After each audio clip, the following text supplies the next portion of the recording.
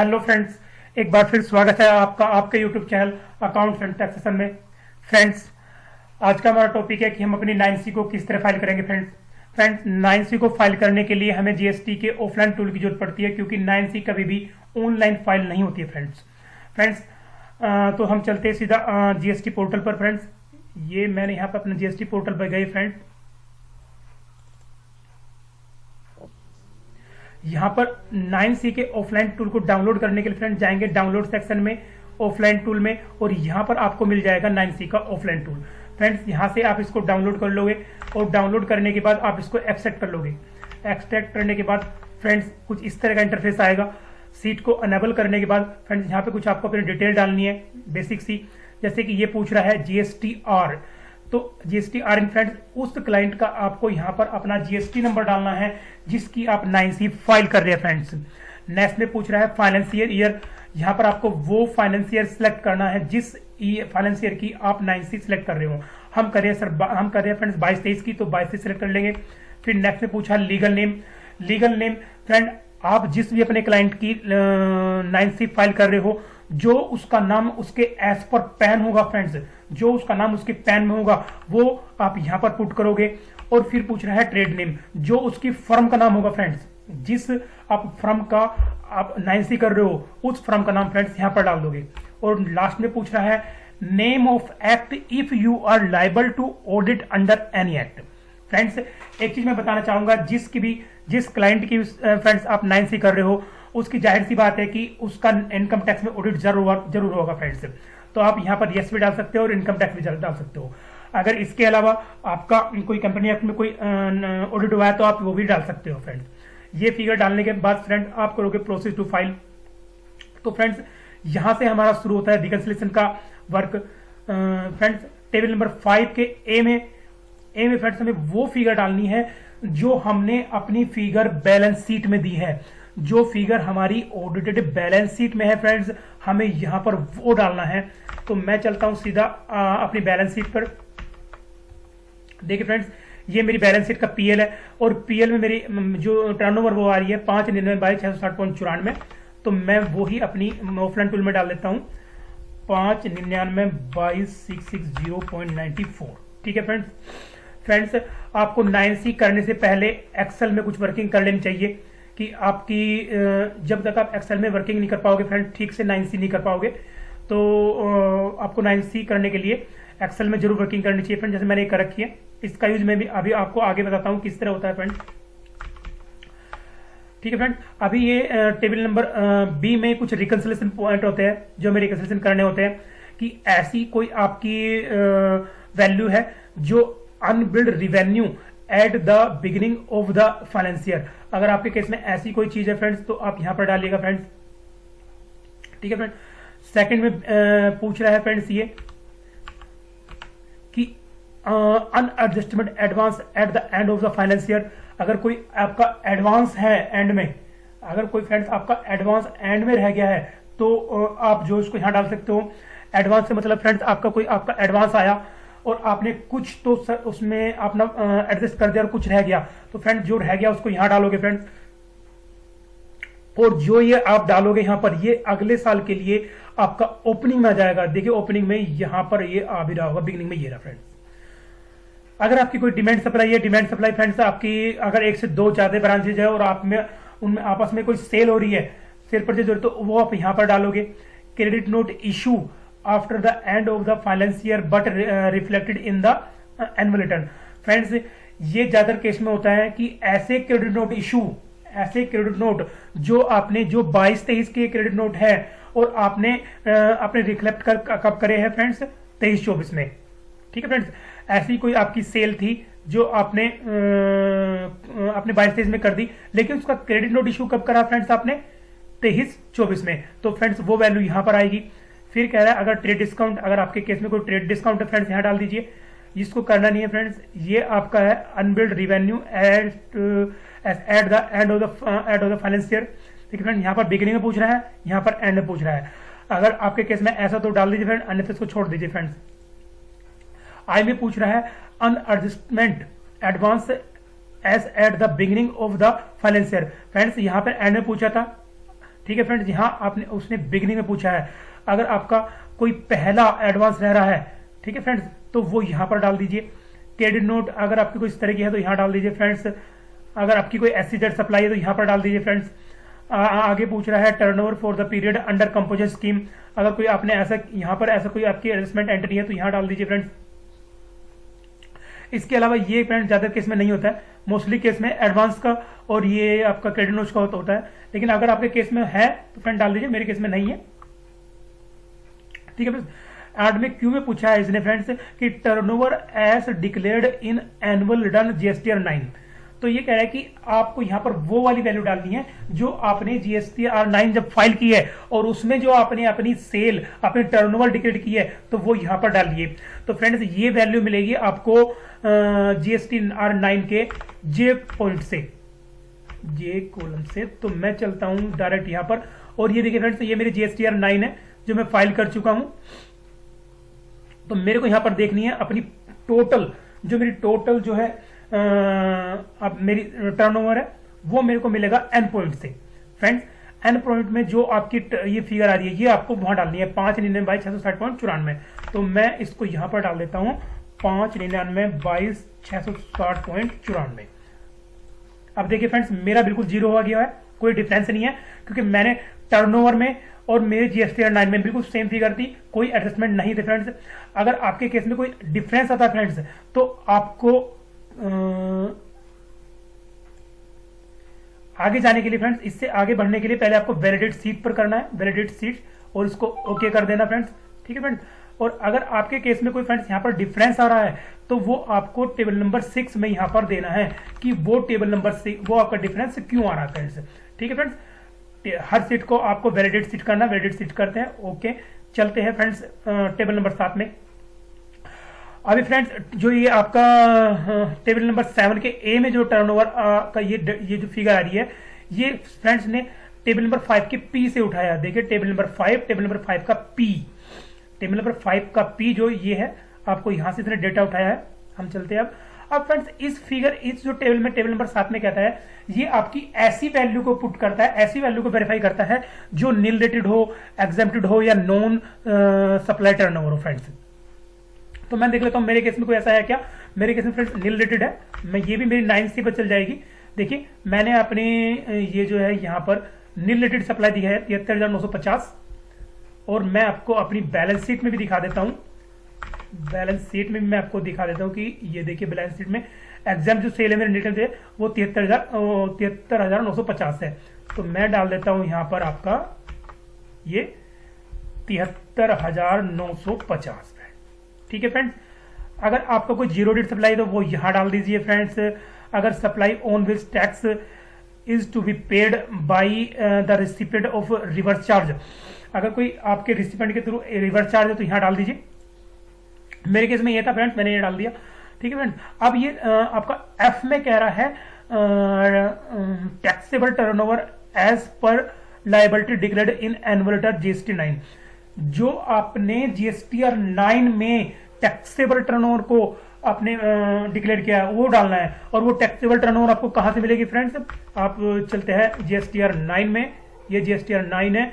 देखिए friends table number N में बोलता है बिल्कुल टोटल, जो मेरी टोटल जो मेरी ग्रोस टर्नओवर है विद एग्जेम्प्ट, तो मेरे को नेट कहां से मिलेगी, टैक्सेबल। देखिए फ्रेंड्स आप जब अपने GSTR 9 खोलोगे तो उसके टेबल नंबर 4 के N में ये आ रही है फ्रेंड्स मेरी टैक्सेबल टर्नओवर 598,48,710.94। तो मैं डाल देता हूं इसको अपने यहां पर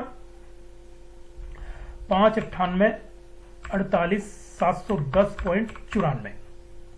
अब देखिए फ्रेंड्स मेरा ये बिल्कुल जीरो हो चुका है, ठीक है, कोई भी मेरी डिफरेंस नहीं है।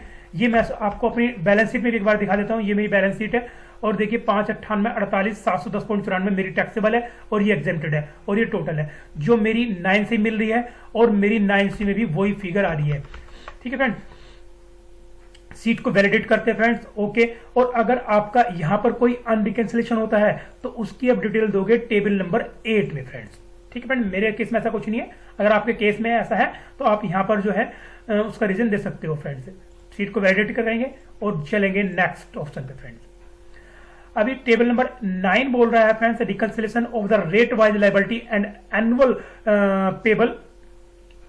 फ्रेंड्स यहां पर हमें अपनी जो हमने अपने टर्नओवर को डिक्लेयर किया है फ्रेंड्स, और उसमें जो हमारे टैक्स लग रहे हैं, चाहे वो मल्टी टैक्स हो, क्या आपका एक ही तरह का टैक्स हो, वो आपको यहाँ पर अलग अलग टैक्स वाइज आपको यहाँ पर जो है डिटेल डालनी है फ्रेंड्स।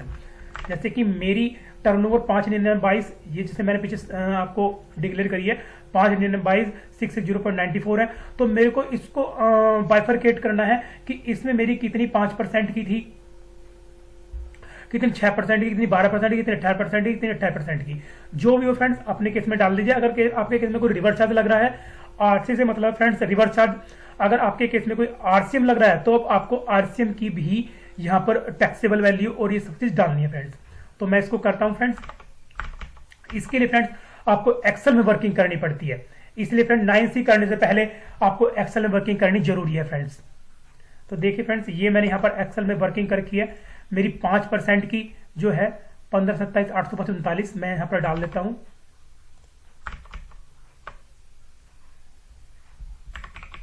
पंद्रह 27 805.39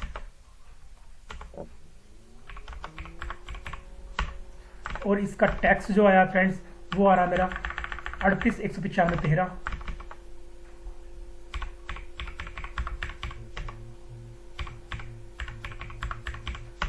और इसमें मेरा IGST और सेस कुछ नहीं है, अगर आपके केस में वो डाल लीजिए। इसके बाद मेरा फ्रेंड्स है 12% में,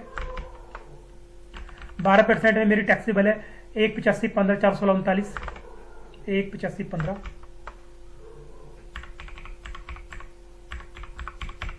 39, और मेरा टैक्स है 11,10,998।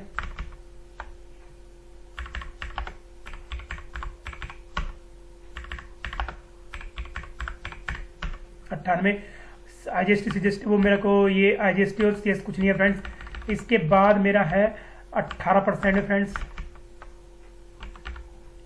180,04,430 18,04 18,04,430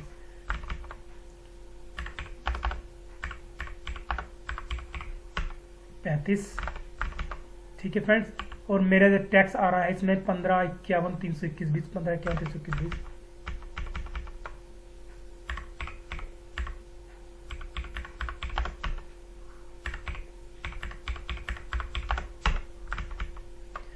15,51,321.20 और IGST आ रही है 138,161.94 138,161.64 अब मेरा 28% में फ्रेंड 218,01 058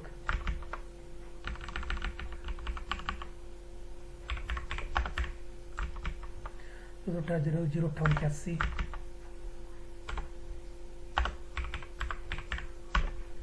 इसका टैक्स डाल लेता हूं फ्रेंड्स में 307,258.19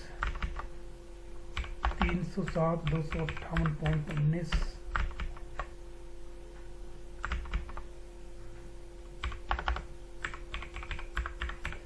आपको ये फिगर फ्रेंड्स बिल्कुल ध्यान से डालनी है और अपने वर्किंग जरूर करनी है फ्रेंड्स। 89780.04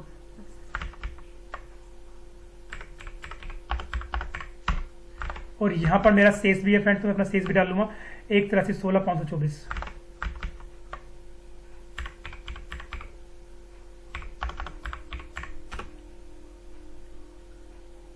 ठीक है फ्रेंड्स, ये मेरी वैल्यू आ चुकी है। कहीं पे कुछ प्रॉब्लम हुई है, ये मेरा 13 है, ये यहाँ पर है 98।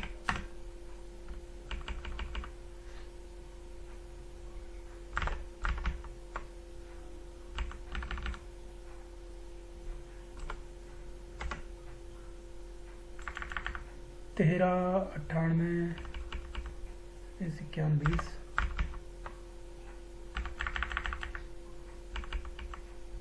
यहाँ पर मैं कर देता हूँ इसको 20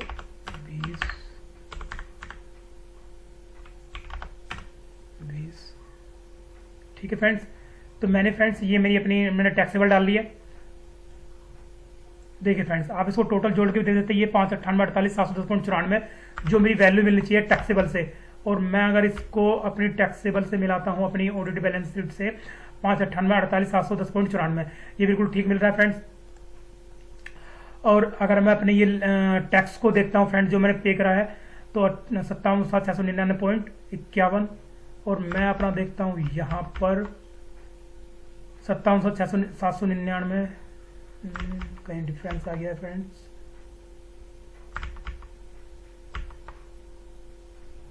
छः सौ 57,699.051।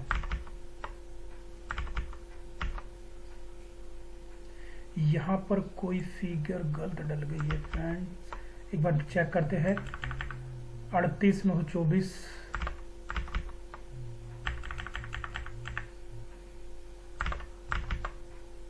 195 है, 924 है, 321 है, 258 है।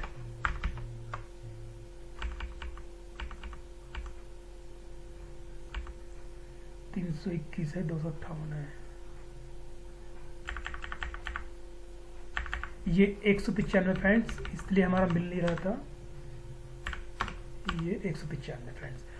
अब हमारी फिगर ये डालने के बाद फ्रेंड्स, अब यहाँ पर हमें फिगर डालनी है क्यों में, total amount paid as declared in GSTR 9। ये फ्रेंड्स कह रहा है कि वो टोटल आपको फिगर डालनी है जो आपने डिक्लेयर कर दिया GSTR 9। तो इसकी वैल्यू आपको फ्रेंड्स 9 से मिलेगी, यहाँ से एन में देख सकते हो फ्रेंड्स, और यहाँ पर आप ये एन में यहाँ पर देख सकते हो जो आपने GST आपको यहाँ पर ये आ रही है। देखिए मेरी CGST आ रही है 57,699.51 में, तो मैं यहाँ डाल दूंगा 57,699.51, 57,699.51, और मेरी IGST आ रही है फ्रेंड्स 227,941.68, 227, तो 227,941.68। अब इसको देखते फ्रेंड्स क्यों डिफरेंस आ रहा है। 1,83,16,524, 1,83,16,524, 1,83,16। अभी फ्रेंड्स यहाँ डिफरेंस आ रहा है, अभी मैं चेक करते हैं अपना कि हमारा डिफरेंस ऐसा क्यों आ रहा है। यहाँ पर जो हमने ये रिकंसिल स्टेटमेंट बनाई है 1,38 और 89,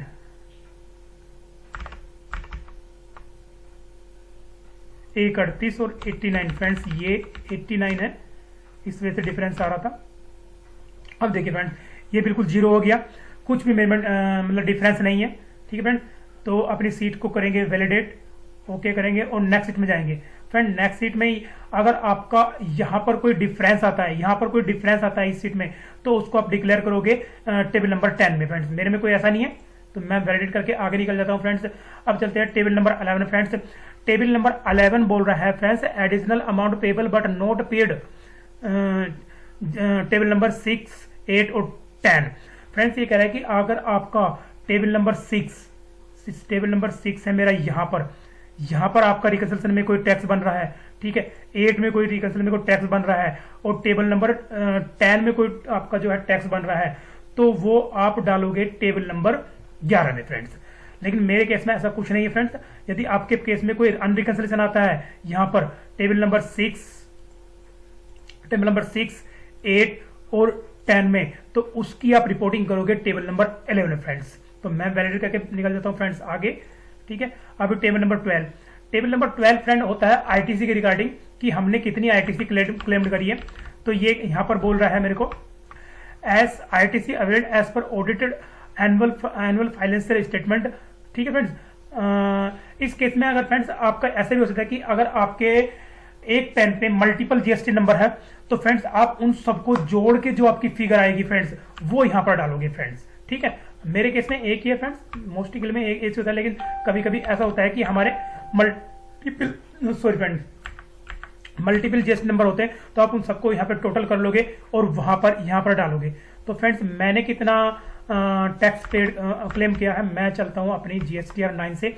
ये आपको कहाँ से मिलेगा, देखिए फ्रेंड्स ये आपको मिलेगा GSTR 9 के ओ से, ओ कॉलम से फ्रेंड्स, ठीक है फ्रेंड। जो यहाँ पर ये आ रही है 50 44, इन तीनों को आप जोड़ लोगे फ्रेंड्स। यहाँ पर मैं कर लेता हूँ कैलकुलेट, ठीक है फ्रेंड्स।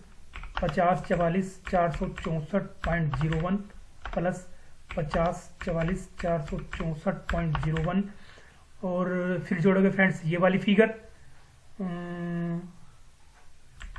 16 70 122.79,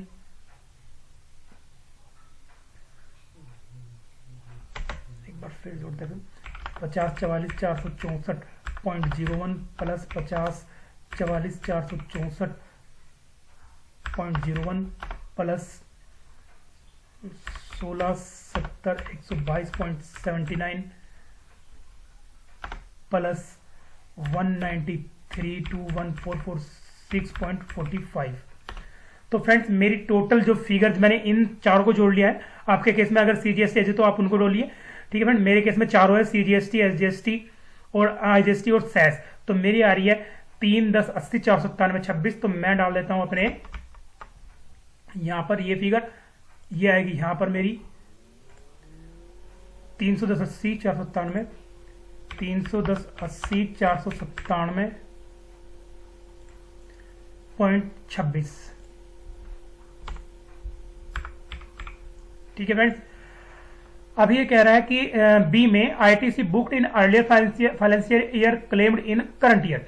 तो फ्रेंड्स अगर ऐसी कोई आईटीसी है आपकी जो आपने बुक पहले कर ली थी लेकिन करंट ईयर में आपको इसको जो है क्लेम करी है, तो वो यहां पर डालोगे। और सी में कह रहा है ITC booked in current year but claimed in subsequent finance year. अगर आपने बुक करंट में कर ली थी और क्लेम अब करी है तो फ्रेंड्स वो आप यहां पर डालोगे। इसके बाद फ्रेंड्स आपको यहां पर जो डालनी है ये फिगर डालनी है कि आईटीसी क्लेम्ड इन एनुअल रिटर्न। तो फ्रेंड्स मैं एक बार आपको ये पेन के थ्रू मैंने अपनी डाटा बनाया हुआ था, ये मैं आपको यहां ले चलता हूं। देखिए जो मैंने अपनी नेट आईटीसी बुक करी थी अपनी 3B में, मैं फ्रेंड्स आपको दिखा देता हूं एक बार। ये मेरा 3B है फ्रेंड्स, ठीक है फ्रेंड्स।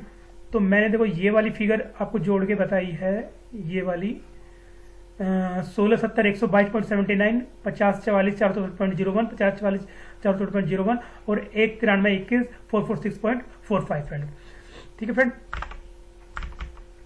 तो मेरी 9 में और जो मेरी मैंने पूरे साल में बुक करी है वो सेम है, कोई फर्क नहीं है फ्रेंड्स में। 310 80 497.26 ये देख। तो फ्रेंड्स मेरा बिल्कुल ये आ गया है 0, कोई इसमें मेरा रिकंसिलेशन बना है। अगर आपका कोई रिकंसिलेशन बना है फ्रेंड्स तो उसको आप रिपोर्ट करोगे टेबल नंबर 13 में फ्रेंड्स यहां पर आपको वो डालनी है जो आपने पूरे साल में आईटीसी क्लेम करी है। आप अपनी 3B लीजिए, 3B में जितनी भी आईटीसी आ रही है फ्रेंड्स उसको जोड़िए और यहां पर डाल दीजिए, और यहां पर वो डालनी है जो आपको जीएसटीआर 9 में आपने डिक्लेयर करी है फ्रेंड्स, ठीक है फ्रेंड्स। आज चलते हैं नेक्स्ट टेबल पे, टेबल नंबर 13 में। अगर यहाँ पर कोई आपको अनरिकंसिलेशन आ रहा है यहाँ पर तो उसको आप रिपोर्ट करोगे यहाँ पर फ्रेंड्स, ठीक है फ्रेंड्स। ग्रेजुएट करते हैं और आगे निकलते हैं। Table number 14, table number 14 friends mandatory नहीं है। इसमें फ्रेंड्स आपको परचेज के रिगार्डिंग जो आपने परचेज करी है वैल्यू और जो उस पर आईटीसी क्लेम करी है फ्रेंड्स उसको जो है डालना है, ठीक है फ्रेंड। हम अपन यहाँ पर डाल भी सकते हैं जितना है हमारा। तो मैंने यहाँ पर ये स्टेटमेंट बनाया हुआ है। तो मैंने इसको आप भरने के लिए सीधा सा जो वैल्यू पूछ रहा है, वैल्यू चलिए फ्रेंड्स अपनी आप ऑडिटेड बैलेंस शीट में, ऑडिटेड बैलेंस शीट में जितना आपने परचेज दिखाया ये वैल्यू आपको वहां डालनी है। मेरे में है 59285 277 59 25 59 28 277। तो मैं यहां डाल देता हूं 59 28 277.97, ठीक है फ्रेंड। यहां आपने डाली वो फ्रेंड जो आपकी फी उसमें आ रही है एज पर आपकी ऑडिटेड बैलेंस शीट में आ रही है। अगर आप इसके अलावा अगर आपने कोई बैंक चार्जेस या जो भी इसमें आ रहा है वो आपने क्लेम किया है तो आप यहाँ पर बाइफिकेट कर सकते हो, ठीक है फ्रेंड। यहाँ पर डालना है अमाउंट ऑफ आईटीसी और यहाँ पर डालना है amount of eligible ITC availed. तो मेरी आईटीसी कितनी थी फ्रेंड्स ये मैं दिखा देता हूँ। यहाँ से ये थी 310 80 497.26 310 80 497.26 और मैंने इतनी ही क्लेम एलिजिबल है मेरे लिए।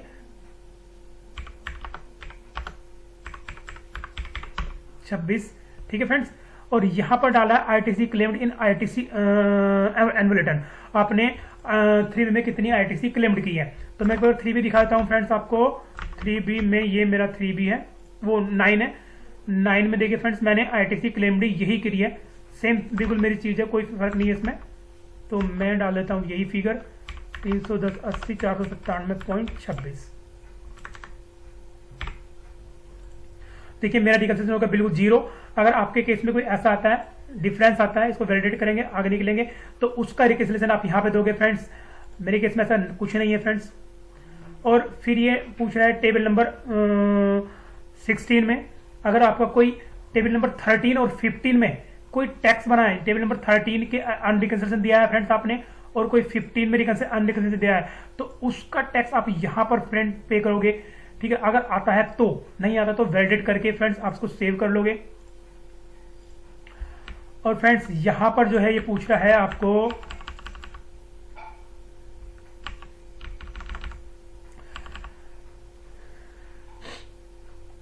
जो अपने फ्रेंड्स ये पूछ रहा है फ्रेंड एडिशनल लाइबिलिटी ड्यू। अगर कोई एडिशनल लाइबिलिटी आपकी ड्यू है फ्रेंड्स, तो फ्रेंड्स डालिए, अन्यथा नहीं। मेरे केस में कोई फ्रेंड्स ऐसी एडिशनल लाइबिलिटी नहीं है फ्रेंड्स, तो मैं इसको कर देता हूं वैलिडेट कर देता हूं फ्रेंड्स, और ये कर लेता हूं मैं ओके फ्रेंड। तो सर फ्रेंड्स इस तरह अपनी 9C को प्रिपेयर करोगे, और 9C को प्रिपेयर करने के बाद में फ्रेंड्स आपको होम पे जाना है, सारी सीटें वैलिडेट करना है, और यहाँ पे करोगे जनरेट JSON फाइल, ठीक है फ्रेंड्स। यहाँ पे जनरेट JSON फाइल कर लोगे फ्रेंड्स आप,